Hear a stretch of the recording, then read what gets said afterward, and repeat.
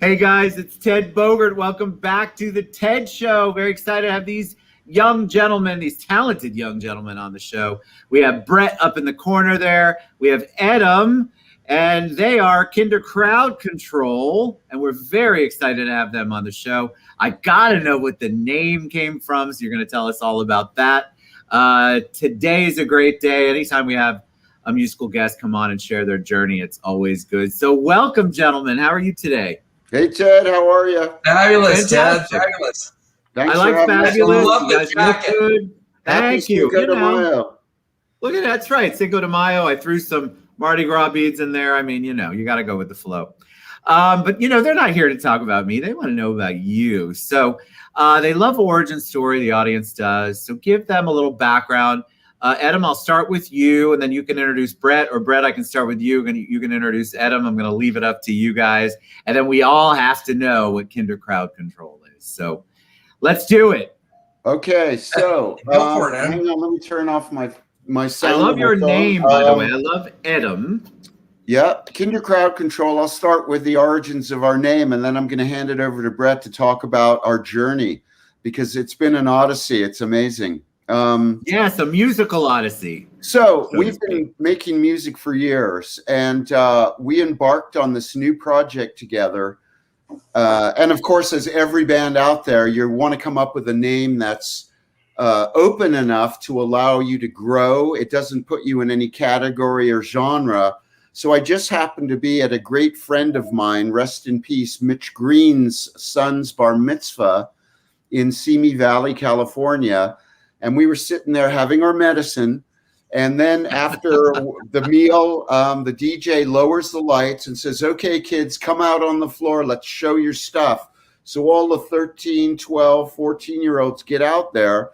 And he spins this song by a hip hop artist, which is like a line dance. Put your hands in the air. Bump, bump. And I go, wait a minute. This isn't dancing. This is KinderCrowdControl. And a great friend of mine next to me, Stephen Gackle, great lawyer, great friend, says, good band name. And I went, boom. So I brought it to Brett and I said, hey, I think I've got it. KinderCrowdControl. He goes, I like it. Well, and there's so there's the origin of the name. I love it. I think it's different. And I had to think about it a couple of times. I'm like, I know there's going to be a good story for this. But that's the whole thing with a band, right? You want to have a good name and a good story for the name, right? That's the whole thought process. So how did you and Brett meet? I'll take that. I'll take that on, Ted. Adam and I met at university many years ago, and this was back in the day when you wanted to meet somebody, you'd put a flyer up on a board with a bunch of little tags that you would pull off, right? There was no Facebook, there was no LinkedIn, there's nothing, right? That was it. You had a flyer up on a board with the telephone numbers that you would strip off the little flyer. So I answered an ad that he had put up looking for a bass player, to play some music with. We were new at university, and neither of us really knew anybody, because when you remix and reshuffle, all of your past musical cohorts and so forth, everybody splits and go off in different directions. So we were looking to connect and start something new, and so we started back then, and just to develop that relationship, that friendship, and it's just grown from the years of playing together. Love it. And how do you describe your music? Give them an idea of that. Like, would you consider it pop? Is it pop art? Is it all of the above? Like, there's probably a million different ways. Do you guys put a label on it? No, we don't. We keep it pretty open because our influences are wide and varied. I mean, rock to R&B to hip hop to music, movie soundtracks to classical to contemporary classical, you name it. So we were talking in another interview, and the phrase mob music came up. Mob music. Mob music. But no, we don't put a label on what we do. We just put it out there, and hopefully it cross-pollinates. People are drawn in by something different. What inspires you, Brett? Do you all collaborate and write your music together, or is there one songwriter, one performer, or is it just a combination?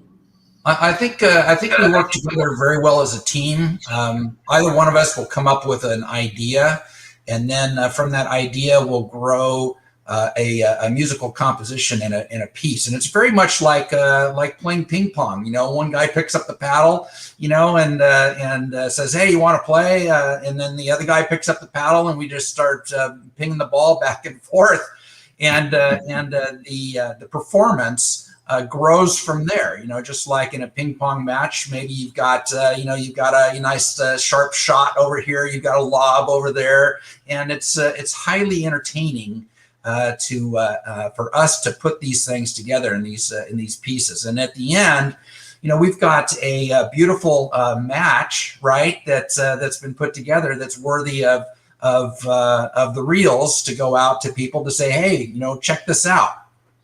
Yeah, an art analogy is like a collaborative collage. In my fine art career, I was invited overseas many times, and oftentimes they'd have people do a collaborative painting. So I was in Vietnam in 2019, and we were left with a collaborative painting. And the organizer said, let's make this work. So we went over there after dinner with our medicine, and we made it work. And that's kind of how we work as a musical partnership, a collaborative team.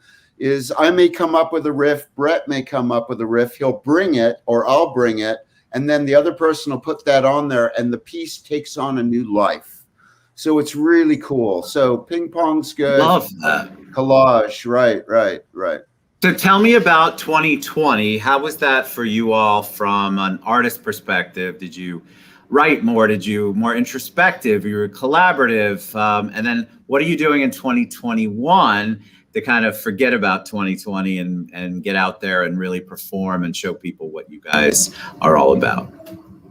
Well, I think 2020 was a great year for Adam and I. We had written four different singles that we had released in 2020 that are out on Spotify and Amazon, everywhere you can find music, and to have the shutdown with 2020 and COVID, it did not impact our ability to create and get together and to put stuff together. I think it actually enhanced it because it forced us to get together more often in a creative capacity to keep the juices flowing. So, and then in 2021, we're continuing the same. We kind of learned a lesson through COVID of maybe some from different ways to operate and to put things together.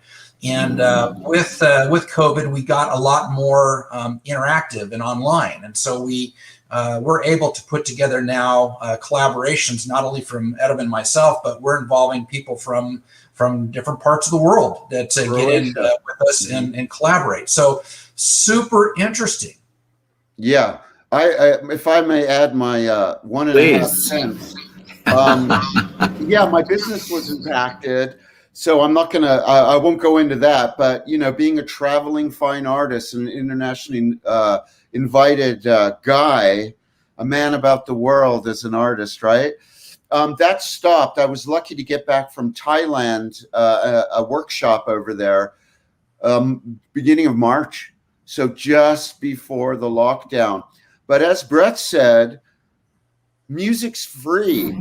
You don't need to be in a physical space anymore with the new technology to record and produce music. And I had met someone overseas. Her name is Sandra Ban. She's a well-known Croatian fine artist.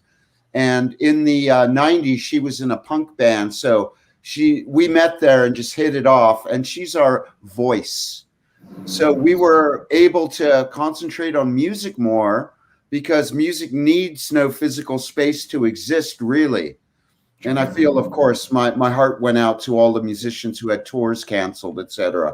But we did a lot more music last year, and we plan to do more this year. So I love it. I think a lot of, you're right. And that's why I love to do shows with the artists, because I feel like a lot of artists they struggled in 2020 to figure out how to perform on Zoom and not have paying gigs and collaborate. If their people were close to them, they had to collaborate with them across Zoom. And so it was a challenge, but I don't know about you guys, but I feel like, and you tell me, do you feel like that added to your arsenal of talents and potential pathways for you to share your music and to expand your audience?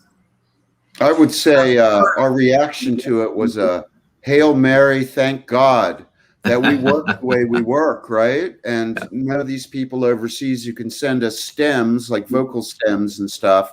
So thank God for technology being able to handle this new, paradigm that we were faced with, or still are faced with, honestly. Brett? Yeah, I think that the lockdown actually contributed to our ability to put together, our form of musical presentation, which perhaps isn't as much live as it is recorded, and so our medium it thrived through COVID, and my heart does go out for those musicians out there whose base of income and performance and stuff is the live presentation. So it was really tough for them, but for Adam and I, it was no impact. But the neat thing about it is we learned about all these things and ways of putting things together that we really hadn't explored as much as we did during COVID, and being forced into that, it was like an aha year for us.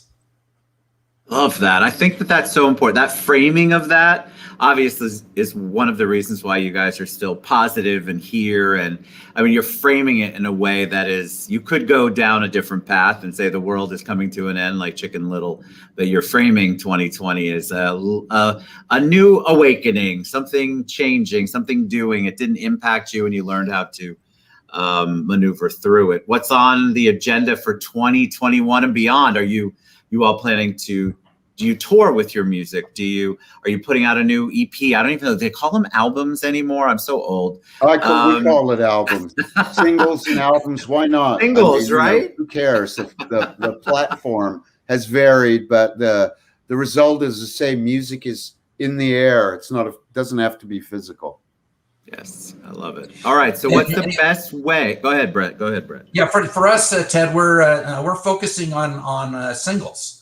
So as opposed to maybe artists out there that hold a body of work back until they have enough to release an album. Our philosophy is, if it's fresh, let's get it out on the market. Let's get it out as quickly as possible. And so we've been focusing in on the singles aspect of what we do, and that's been so much fun. Yeah, I love that. I think that's important. Right. It's fresh. So why would you want to hold on to it and not get it out there? I agree. Well, yeah, we decided the people tend to be downloading a song at a time. I know I do. I'll go back and I'll say, oh my God, the new SZA song is so good. I'm going to get it. We don't buy the album. We buy what we're hearing, and so we're going with that format now. And as Brett said, and as you just said, keep it coming out. Keep putting out fresh music.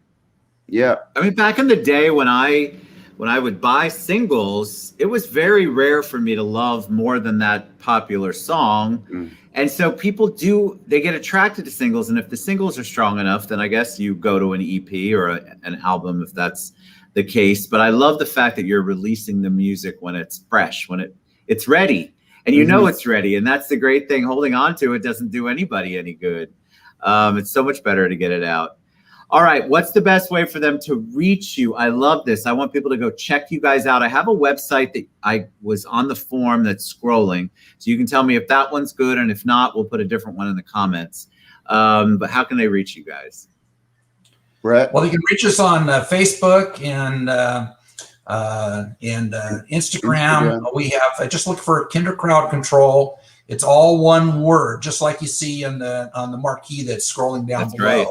So when you go into Instagram, for example, just type in KinderCrowdControl, all one word. You'll find us. Like the page, and then and then you'll get the feed from us as we continue to communicate out to our fans. And when you release the singles, are they on all of the different types of musical channels, or are they only on your Facebook page? No, they're on everywhere. Amazon Music, iTunes, Spotify. What am I forgetting? Apple Music, right? All major, all your favorite musical outlets. Yeah. And they can just do KinderCrowdControl. Guys, it's one word altogether. How can you mess that up? And if you don't know how to spell Kinder, it's Kinder. Same thing, just pronounced differently. But it's KinderCrowdControl. Right. I love this. I really, really want people to go out, find you guys, support your music and your journey. I love creatives like you guys, and I love the whole musical Odyssey. I want people to check it out and see what's out there that you do. But you guys are awesome. Adam and Brett from KinderCrowdControl. One word when you're looking for it, guys, on social media, KinderCrowdControl. We love our musical guests. 2020 was crazy. They may not have struggled as much as everybody else did, but they still could use your support. Our artists really, really expect their fans, really want their fans to support them, and they want to find as many new fans because what you're putting out is your baby. This is your heart, your soul. You guys are putting it out there, and you want the world to enjoy it too. So thanks, Brett. Thanks, Adam. You guys are awesome. You guys have a good one, and we'll be back later on. But go to KinderCrowdControl, guys, and support them. It's awesome. All right, we'll see you later. Oh, please. Also on Instagram. So Instagram, Facebook, probably YouTube, I'm guessing. You probably are everywhere. Yeah, under my name, Adam Elish. It's our Adam channel Elish, right now. yes, and that's in the bio that I posted, so you guys can check it out there too. All right, guys, thank you. KinderCrowdControl. Awesome. See you later.